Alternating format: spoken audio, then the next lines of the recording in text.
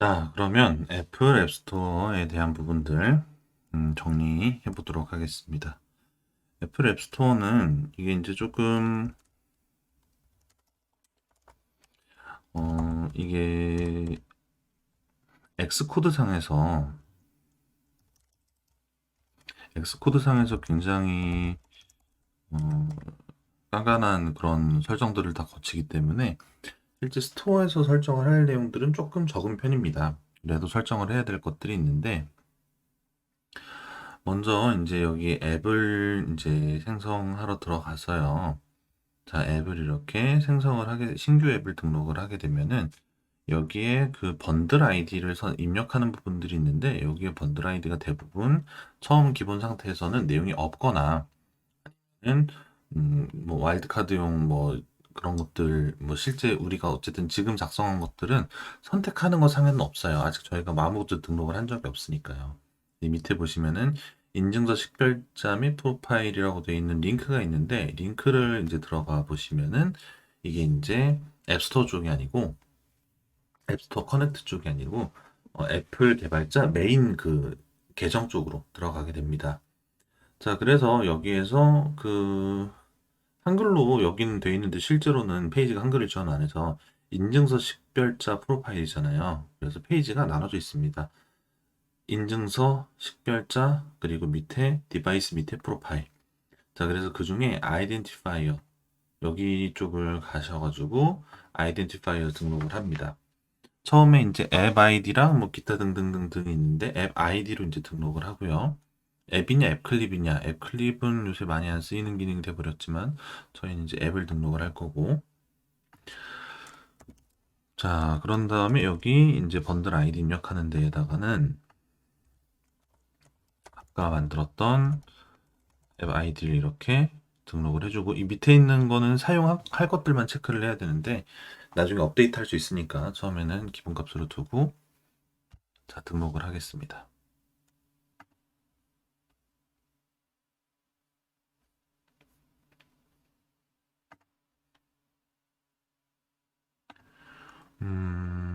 MID를 지금 이거를 등록을 한 적이 있거나 아니면은 지금 뭔가 다른 이름으로 이거를 등록을 해야 하는 것 같은데 이거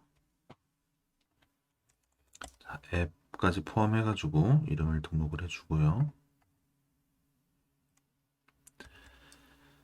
자 그리고 여기에서 이게 목록이 자동으로 새로 고치면 안 되기 때문에 이게 좀 불편한 부분인데 그래서 이거를 그 디벨로퍼 쪽에서 먼저 등록하고 이렇게 순서대로 오는 경우도 많이 있습니다. 자 그래서 이름은 이걸로 하고 기본 언어는 한국어 안드라이드 넣고 SKU라고 해가지고 이거는 이제 외부에 공개되는 게 아니라 내부 식별용 고유 키 같은 것들인데요. 자 이렇게 해가지고 앱을 생성을 해 줍니다.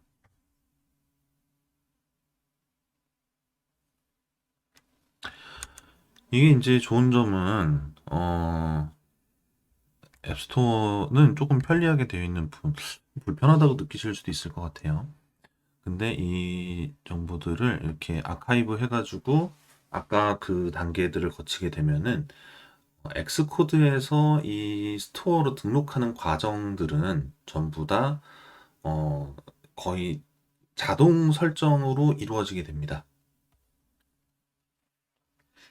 자, 여기 디스트리뷰트 앱 눌러가지고 맨 위에 앱스토어 커넥트 선택되어 있는 거 보고 이것들을 쭉 업로드하고 진행을 하게 되면은 업로드하는 도중에 이제 뭐 이 아예 이제 여기 사이닝 부분에 오토 자동 사이닝에 대한 부분이 활성화가 아예 되어 있어서 그런 것도 있고요.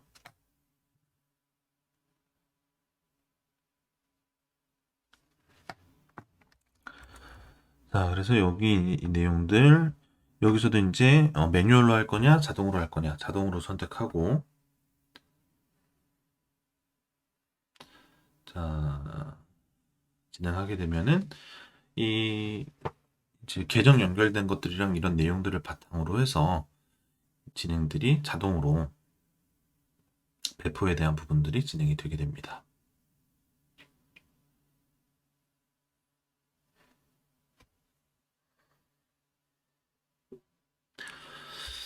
그래서 업로드 해주시면은 이게 앱스토어 커넥트 쪽에 업로드가 되는 것까지가 이제 완료가 됩니다. 앱스토어 쪽 앱스토어 커넥트에는 테스트 플라이트라는 테스트 도구가 준비가 돼 있어요. 그래서 이쪽에 테스트 플라이트 쪽으로 지금 업로드가 한 것들이 등록이 됩니다. 처리가 되는데 시간이 좀 오래 걸리는데요.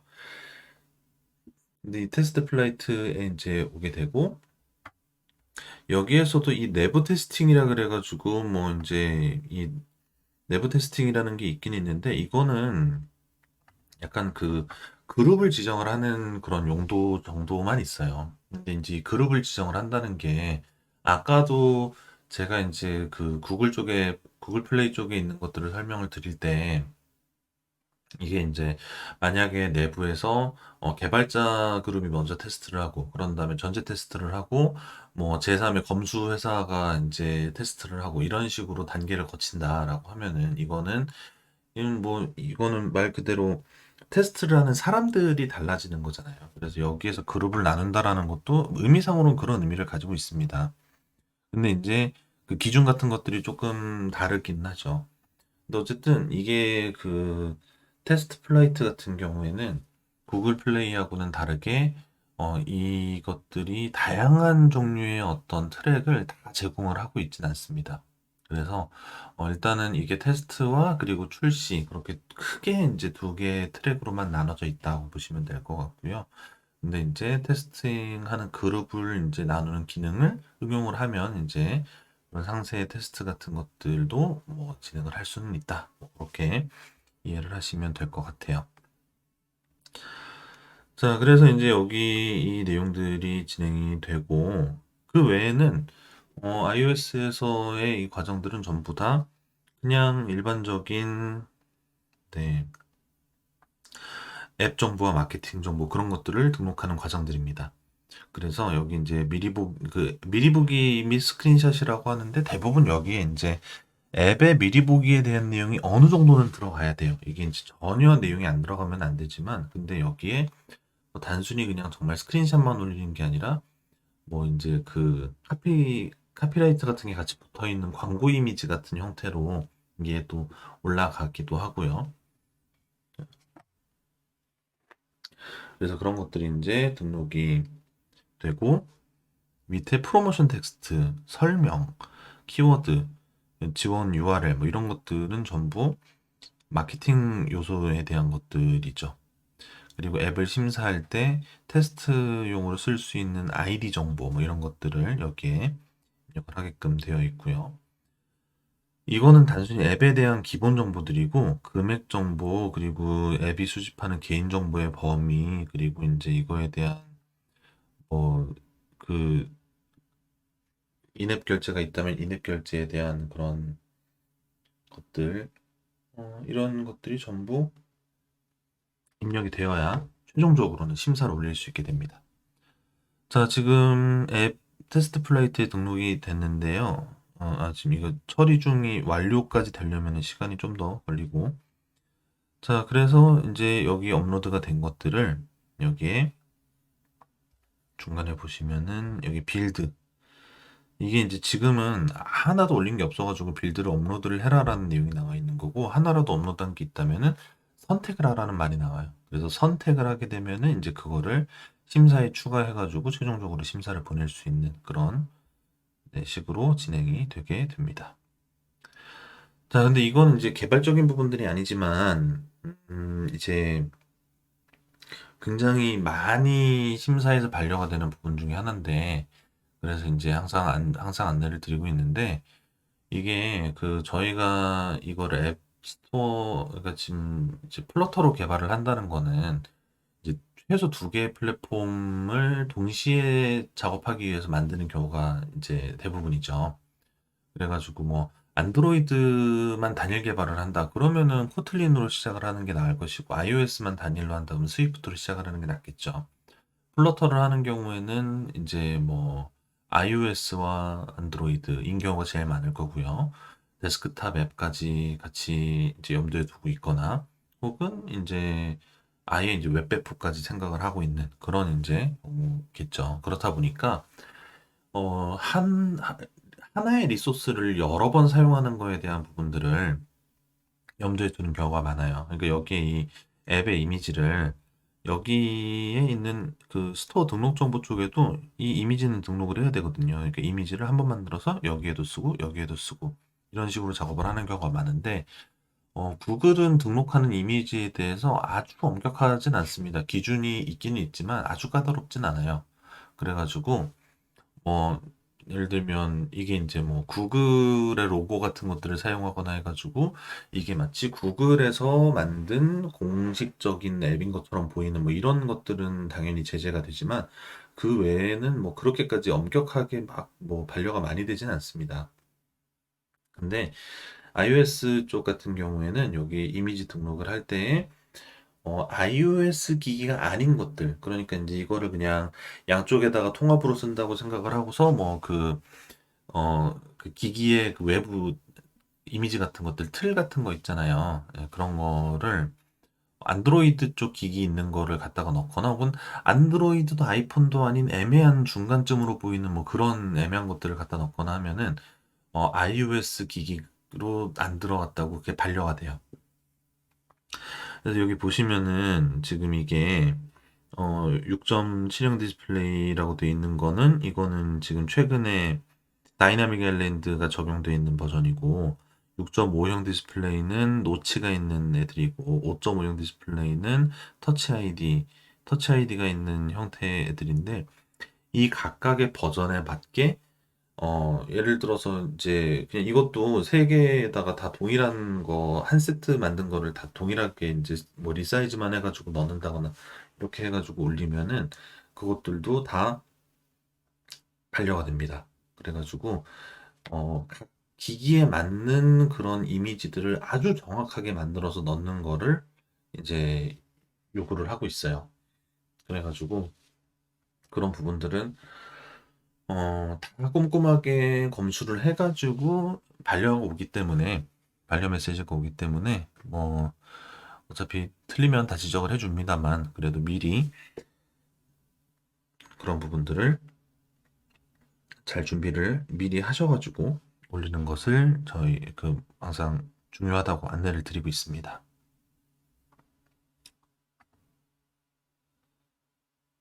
이렇게 됐을까요? 자, 보통 이제 이렇게 업로드가 되면은 수출 규정에 대한 부분들은 수동으로 설정을 하게끔 되어 있고, 이거를 그 인포 피리스트라고 이제 iOS 설정 파일 같은 쪽에 내용들을 넣으면은, 이 수출 규정에 대한 문서들이, 네, 그러니까 이 과정이 이제 패스가 되기도 합니다. 그래서, 암호에 대한 부분들 뭐 따로 사용한 거 없다 하면 이제 제출 준비 완료라고 해가지고 이렇게 등록이 되고 그러면은 이제 여기 지금 아까 테스터를 등록을 하진 않았는데요. 테스터에 대한 부분들을 등록을 해 놓으면은 해당 테스터한테 이 버전이 테스트가 가능하다라고 이렇게 알림이 가게 됩니다. 그래가지고 지금 이제 보면은 지금 저희가 파이어베이스를 제일 먼저 보고 구글 플레이를 보고 그 애플 앱 스토어 쪽을 보고 이렇게 쭉 오게 됐는데요. 보면은 그냥 내용만 큰 틀에서만 봤을 때에는 그냥 구글 플레이를 쓸 수 있으면 구글 플레이만 하거나 혹은 앱 스토어 쪽을 할 수 있으면 앱 스토어만 하고 파이어베이스가 굳이 필요하지 않지 않은가 뭐 그런 생각이 드실 수도 있을 거예요. 근데 보면은 이런 디테일들이 좀 다릅니다. 이렇게 이거를 그러니까 앱 스토어 여기 이제 테스트 플라이트에다 등록을 하고서요. 이 테스트 플라이트에 등록을 한 다음에 그러니까 뭐 이게 소규모 배포를 대상으로 하는 그런 앱들이 의외로 있는 경우도 있어요. 뭐 사내 그룹이었는데 이게 한 사내 그룹이었는데 인원이 한 8, 90명 정도 된다. 100명까지 배포할 수 있으니까. 그러면 80명에서 90명 정도만 이렇게 등록을 하는 거죠.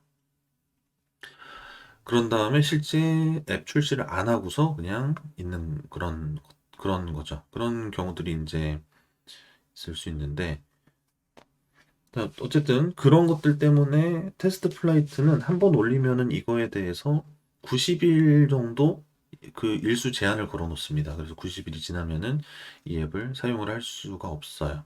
그래서 90일이 되기 전에 새로운 배포를 이제 올려야지 됩니다.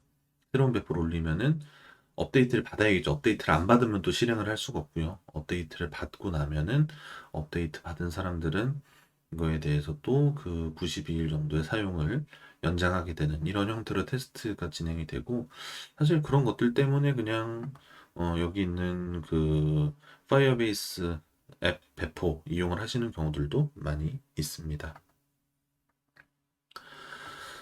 자, 테스트 플라이트 등록이 됐으니 여기 화면을 살짝 보러 가죠. 여기 이제 빌드 추가 버튼이 생겼어요. 그래서 빌드 추가 버튼이 생겼고, 여기 이제 1차는 버전 선택해가지고 이 내용들을 이제 심사에 추가하면은 이제 최종적으로 배포를 할 수 있는 그런 식으로 앱스토어는 동작을 하고 있습니다.